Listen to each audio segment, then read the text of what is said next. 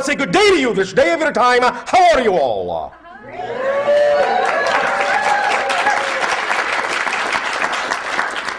All right, I will take that as an okay. First of all, we would like to thank each and every one of you individually and all of you together collectively, once again, for the co-creation of this interaction, for allowing us to create this transmission with you. Each and every time, every one of you allows for these kinds of interactions to occur between our respective civilizations. You help to co-create a link, a bridge, between our worlds, between our realities. And in the creation of that link, you create a third world, a third reality, a new idea, a new paradigm, in which many new things, new ideas, new inspirations can be manifest. So we thank you for the opportunity to co-create with you a new idea, a new reality. We would like to begin this transmission in the following way. We recognize that we are communicating to you in an area on your planet referred to as Sedona. And recently we have announced that even though our spacecraft has been positioned above the area on your planet known as Cairo for quite some time, we are now above the area you call Sedona, about 2,500 miles up. You will find that the reason many ships position themselves at this point around your planet is to be of aid and assistance in the balancing of many of the energies of what you call the electromagnetic field of your world, to aid and assist in some of the transformations that you as a collective consciousness are now undertaking on your world. Now that you have changed your collective consciousness, the vibration and frequency of your reality in such a manner as you have recently done, you have created a kind of shift, a kind of change that allows us now to proceed further with this agenda of assisting you in the balancing of this energy, and allows us to move into different positions because now you have created on your planet a very different energy which can now accelerate in positive and constructive and creative and loving ways more than ever before. So first and foremost, we will congratulate you on making a change in your collective consciousness to allow us to interact with you in a new reality. So congratulations. Now, once again, allow us to explain briefly the idea of what the shift is about in terms of what is actually mechanically happening. We understand that in human language, you have many colloquial phrases for this idea of transformation and changing your world. And that is all well and good, and you can refer to this idea in any way, shape, or form you so desire. It doesn't matter. The effect is the same. But the idea is that we would like to take a moment to explain to you mechanically, physiologically, what is happening. Because sometimes when you understand the actual mechanism that you are employing in the change, it helps you make further changes, more profound changes, and have a more profound understanding of what kind of changes can be made. So, I know this is going to sound at first a little bit confusing, but that's all right. This is just an issue of semantics and language, and we will explain more clearly as we go along. So when we talk about the kind of changes that you are making and wish to make on your planet, we will begin this conversation by pointing out that nothing has changed. Why do we say that? I will tell you. Thank you. Here's what we mean by nothing has changed. The idea is, really, that when something in your world changes, the world you were in did not change. You changed. You shifted your frequency. You shifted your vibration.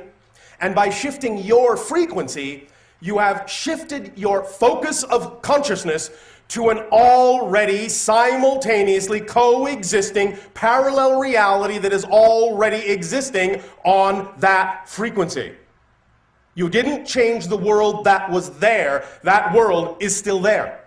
You have shifted to an already existing parallel reality that is reflective of the vibratory frequency you have shifted to personally.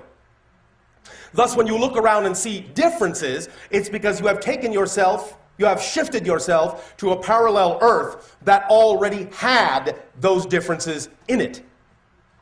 The old Earth, the other parallel reality, still exists, still looks the same. Didn't change. But you have changed your focus of consciousness. So the idea of helping people change, of helping to change your world, is the idea really of offering other people a point of view that contains a certain frequency, a certain pitch, a certain state of being. And if they choose to match, to mirror that frequency you are offering that goes along with that different point of view, they then will see the difference in the world in which they have shifted to. They will see the difference in them reflected by the world they have shifted to. But again, the other world, still there, hasn't gone anywhere. All possible parallel realities exist now, coexist simultaneously. There is only one eternal now. Everything exists in it. We understand that from your linear space-time perspective, this may not seem to be so, but many of you are now beginning to realize this is really just an illusion. The idea really is to understand that what you call different changes, different moments, different places, different times, different experiences, even different lives, all these things coexist at the same time, so to speak. They are really just different perspectives of the same eternal now moment. So what you call the past exists right now. What you call the future exists right now. There really is no future in the future, no past in the past. Those are simply different frequencies, different experiences, all going on at the same time as what you call the present. The idea is that they're simply different viewpoints of the present. And from your linear space-time experience, the perspective you have created with the experience of linear space-time, you can create this idea that something comes before, then something comes next, then something comes after. But it doesn't really do that. An analogy we often use to illustrate this point is what you call one of your film strips on Earth. You know that when you go to watch your movie, it is made of a film strip that has many frames. Well, when you are watching the movie, from the perspective of being an audience member, you can say, well, first we see this frame, then that frame, then the next frame, then the next, and we get this illusion of continuity, this illusion of motion, this illusion of the passage of time, and things start here and things end there. However, if you are in the projection booth above the audience, you can take the film canister, you can take out the film, you can stretch out the strip of film in front of you, and you can see all the frames at the same time. You could even look at this frame first, then that frame, then that frame, then that frame, then that frame, in any order you wish. Linear space-time has been, in that sense, nullified. The idea is that all the frames exist at the same time, but from the perspective of the audience member, they only exist in sequence, to tell a story, to have an experience. But that doesn't tell you what's actually mechanically happening. It doesn't describe the existence of the film strip itself and the perspective of the projectionist who can see all the frames at the same time. This is analogous to the idea of your physical consciousness in physical reality experiencing linear physical space-time, and the idea of your higher mind, your oversoul, experiencing all your moments, all your lives at once.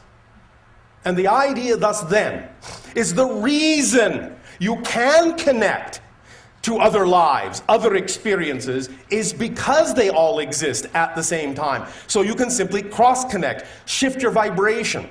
Again, another analogy, as we have often said, your television analogy. At any given moment, you can watch whatever program on your TV set you want.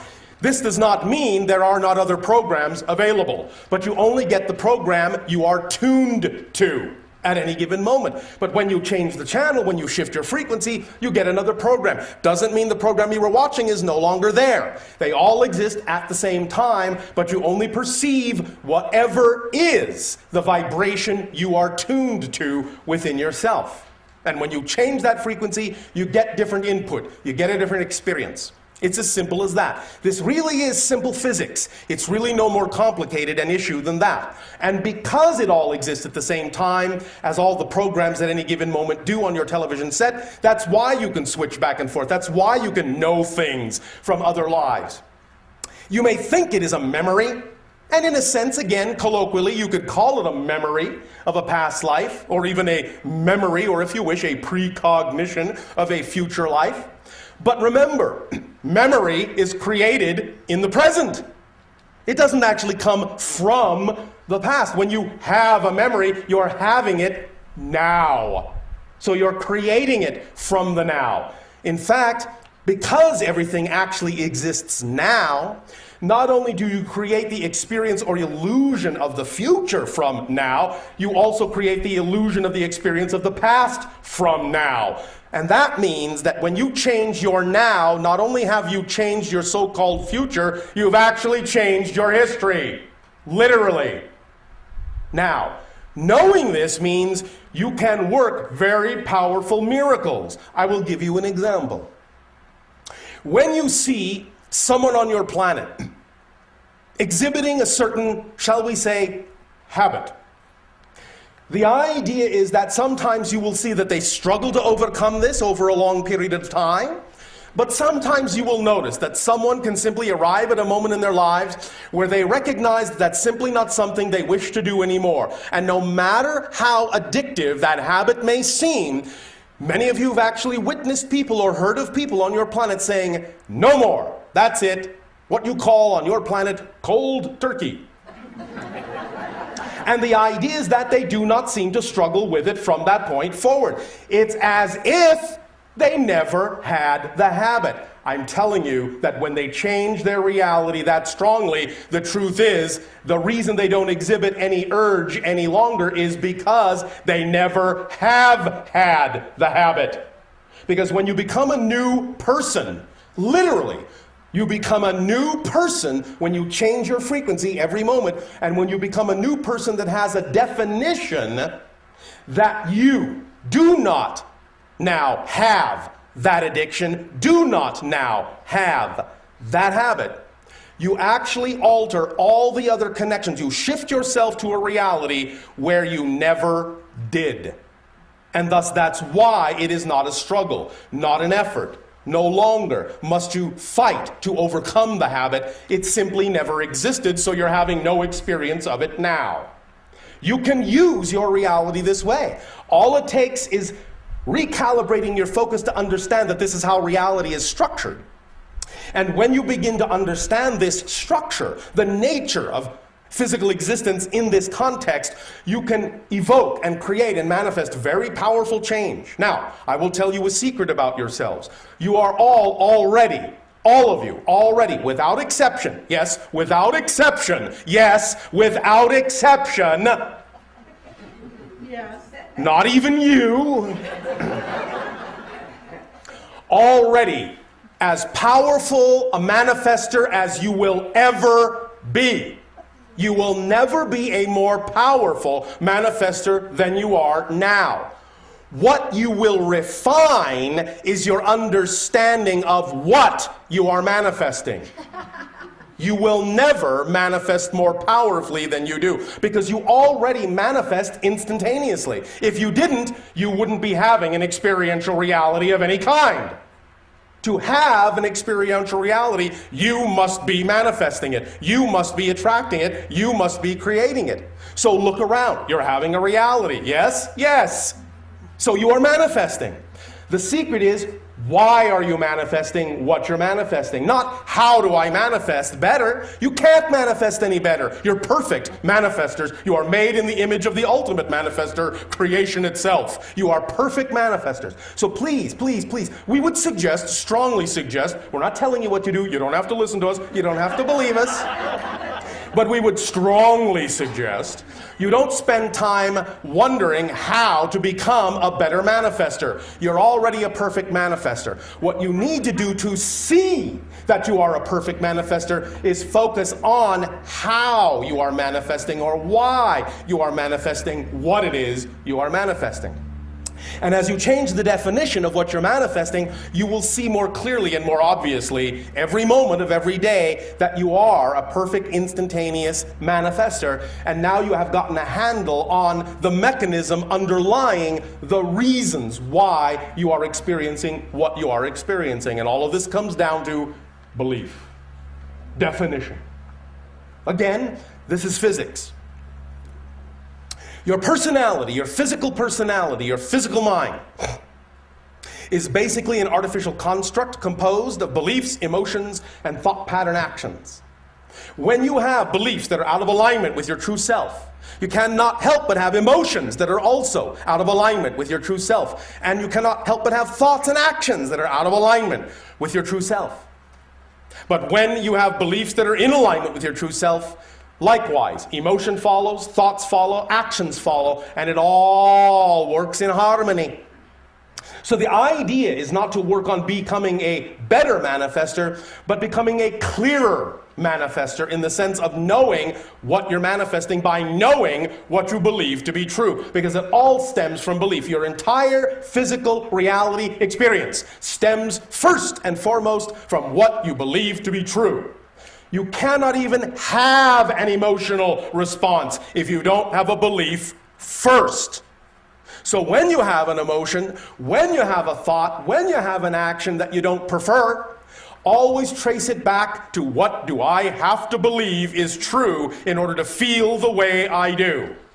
What do I have to believe is true in order to feel the way I do? That's the first question to always ask yourself when you find yourself in a physical reality experience that is out of alignment with what you prefer it to be.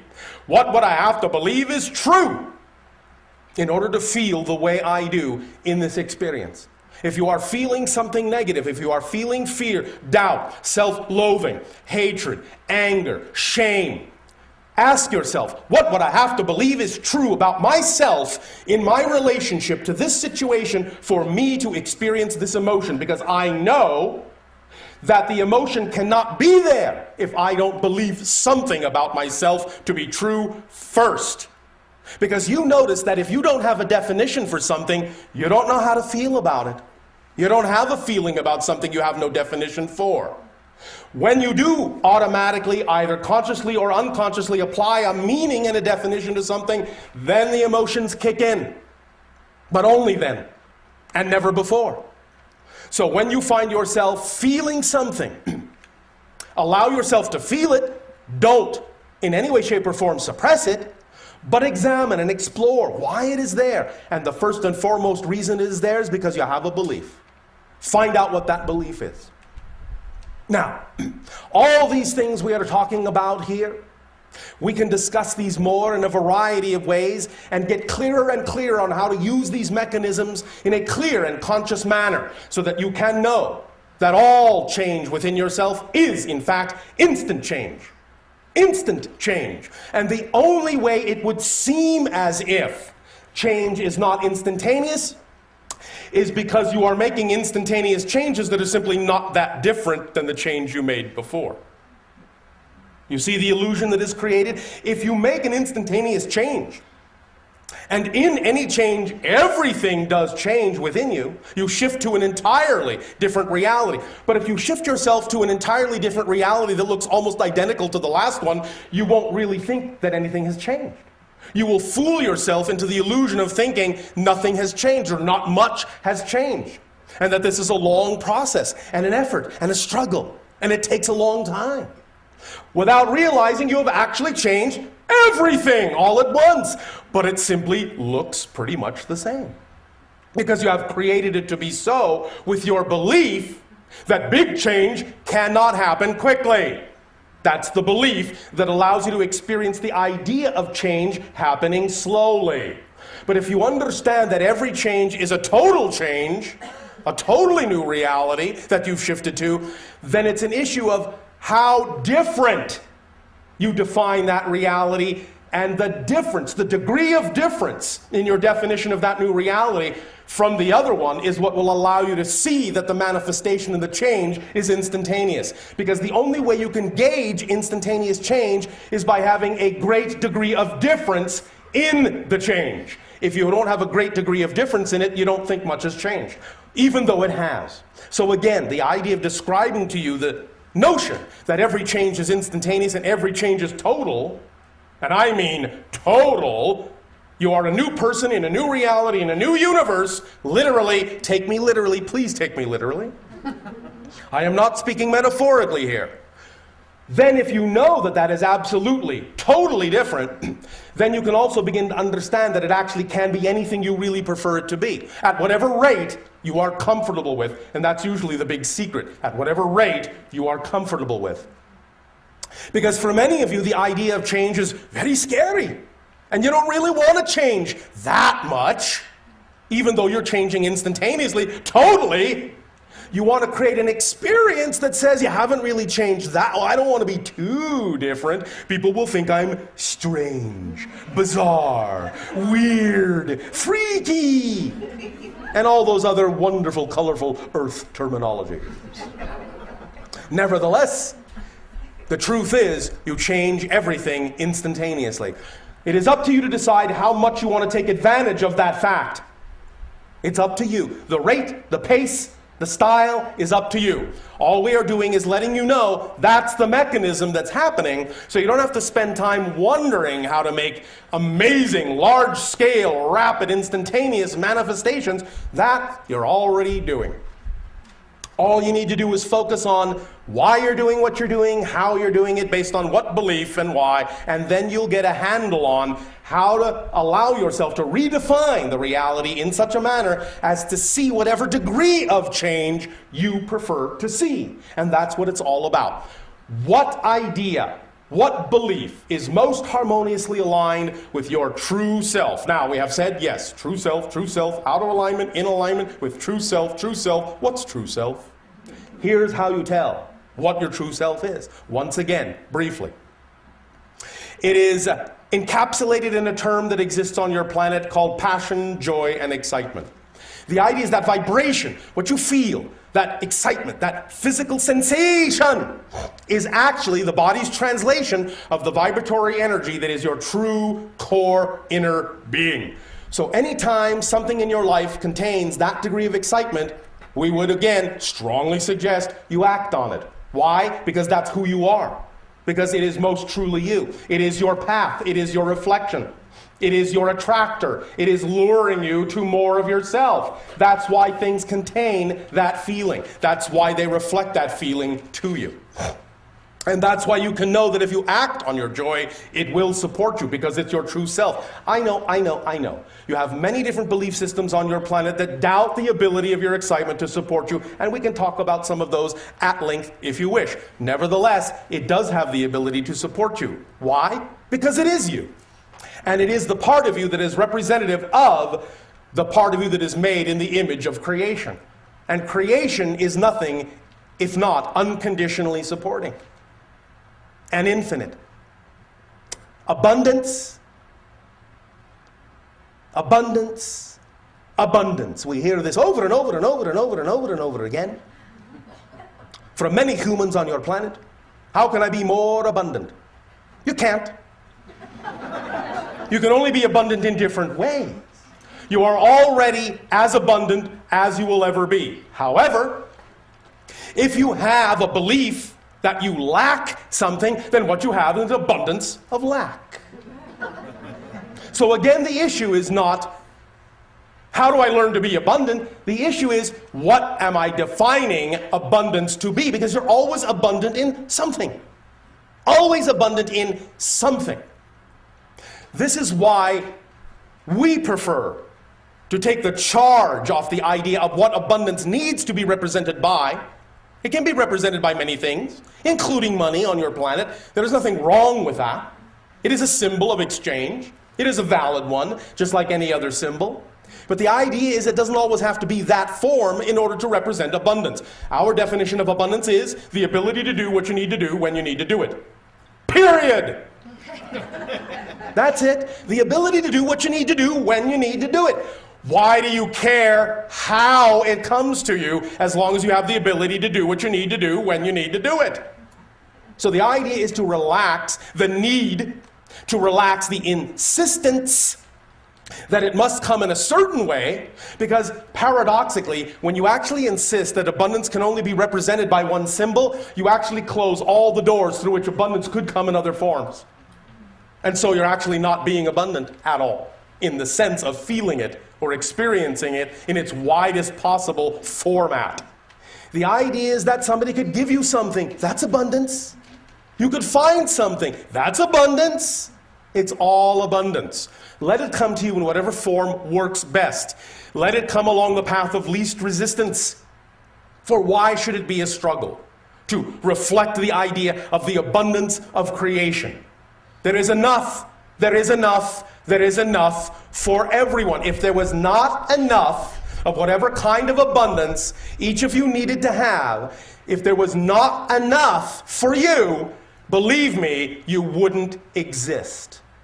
Because the universe, the creation, does not in that context make superfluous mistakes. It does not create more than it's capable of supporting.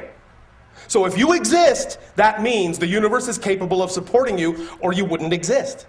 So why not give yourself the benefit of the doubt? If you exist, there must be enough for you, and it must come in a form that is actually relevant for what represents your highest excitement, your highest preference, because nothing else would make sense. Let this be obvious. Let it be logical. This is what our civilization calls the science of the obvious.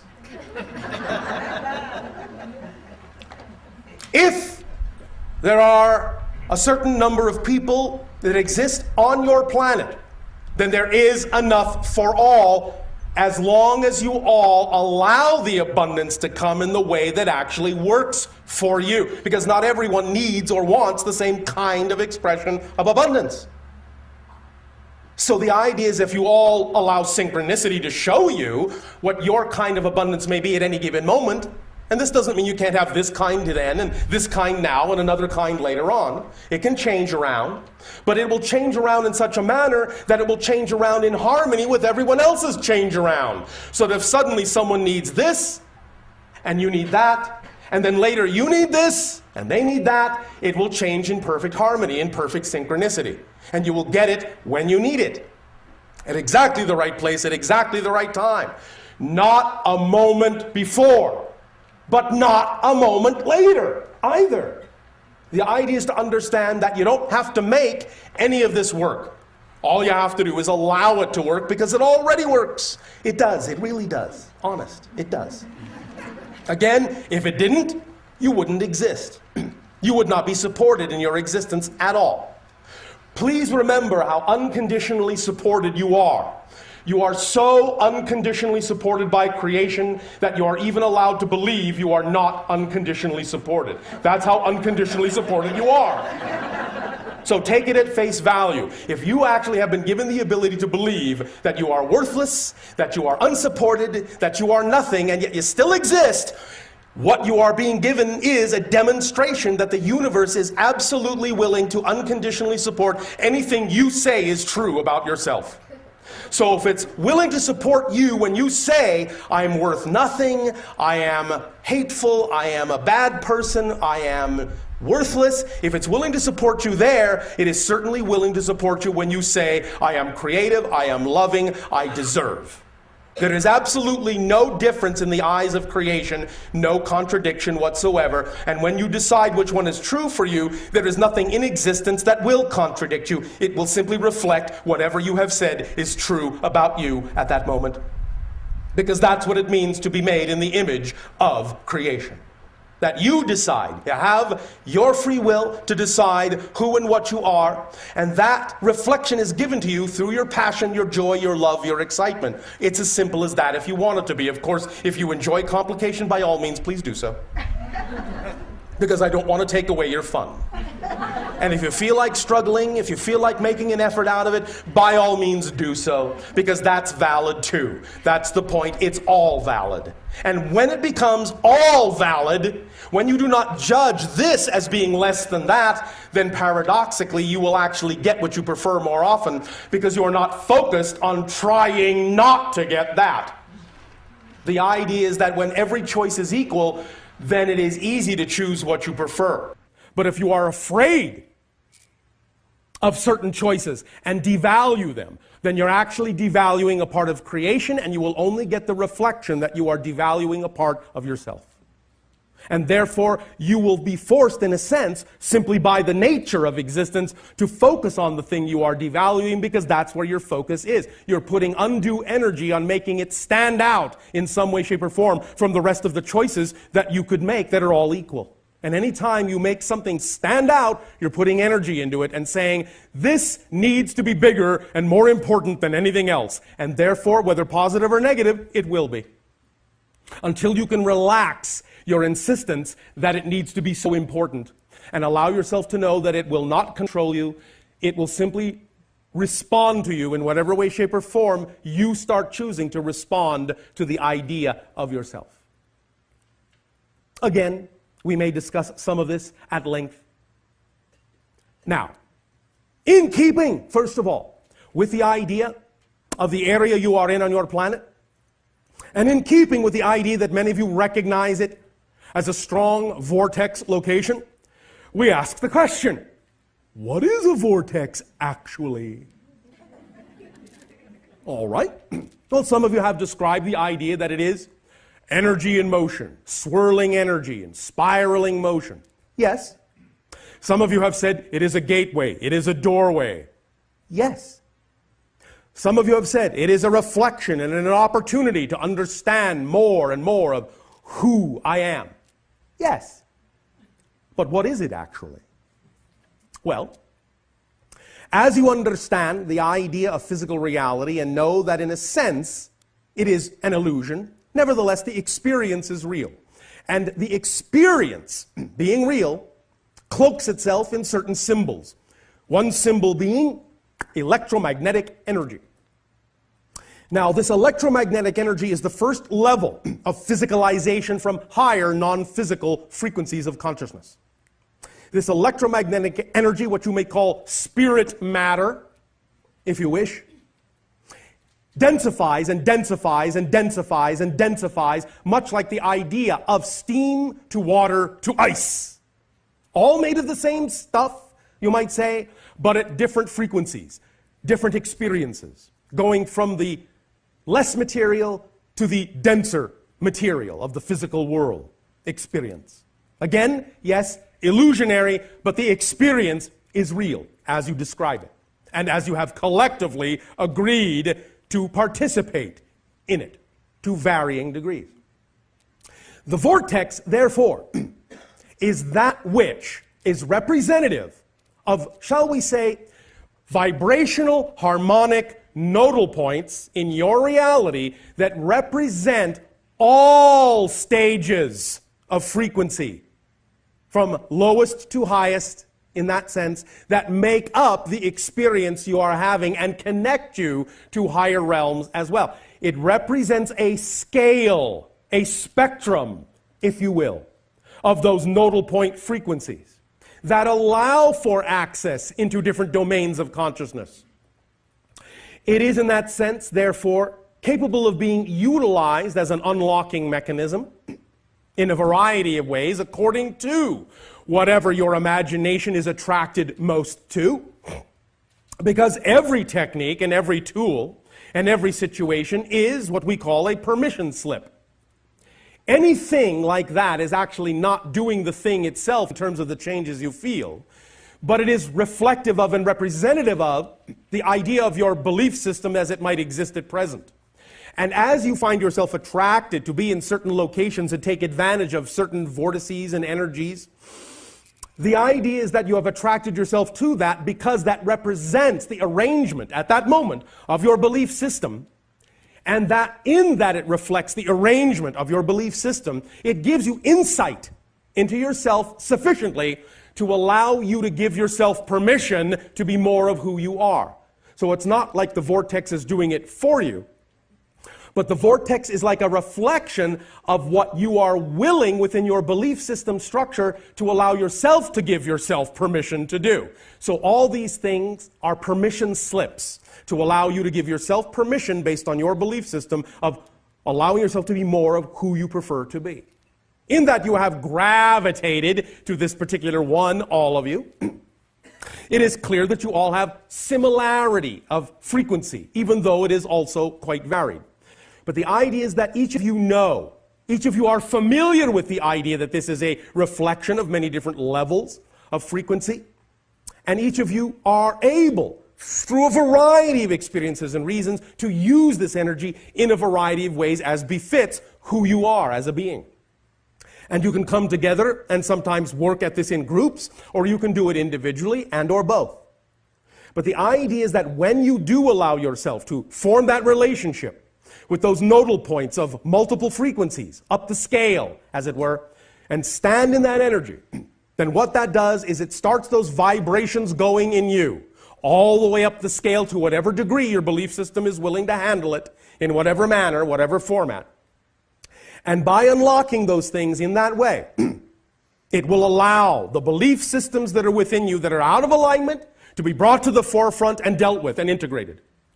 And allow them to be transformed into belief systems that are within alignment to the joy, creative love, and excitement that represents your true, natural, vibrational self.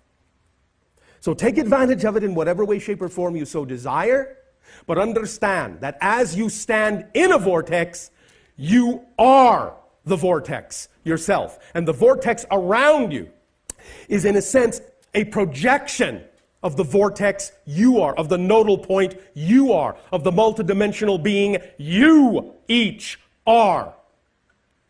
But you are doing that in a way where you can experience it as a larger outer reflection that shows you, in a sense, how big you are. The vortex is you. It's a reflection of the true being, or shall we say a truer representation of the fuller being that you are. So understand that when you stand in a vortex, what you're doing is you're forming a relationship to your greater self. You are opening up and saying, I am willing to have a relationship with my higher self. I am willing to form this connection. I am willing to be more of who I am. And that is a profound commitment. It is a profound relationship, and it creates profound results in your life if you are willing to allow it to do so. It is a bold move, and we congratulate you for making a bold move to be willing to see and experience and be more of yourself.